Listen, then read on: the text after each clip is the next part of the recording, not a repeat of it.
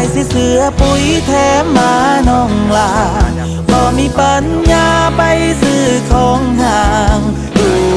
สูตรแค่ข้าวกะเพราข้างทางดีแน่ก็พายางตลาดนัดวันเสาร์อ้ายขี่รถห้างมูลพ่อแม่ให้กับหัวใจที่มีพร้อมให้เจ้าอยากได้อีหยังก็จังค่อยสร้างสู่เอาอ้ายย่านแต่เจ้าสิบ่ฮักบักผู้ชายบันมา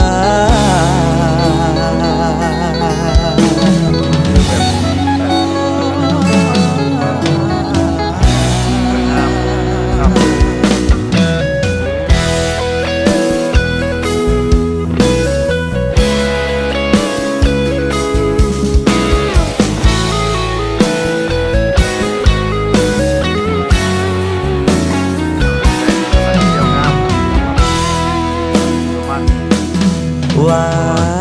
สนาก็คงสิบ่ได้ก่อนทายมีแต่ใจจากไผทางใด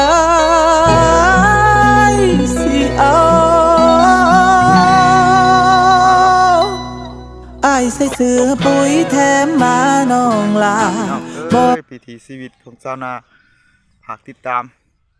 หากเบิ่งแย่งนี่เด้อพี่น้องเด้ออาจสิเว้าบ่ดังฟังเสียงบ่ม่วนครับอดฟังเอาให้ดันครับพอได้ใช้เงินในอากาศคือเพื่อนๆนำแน่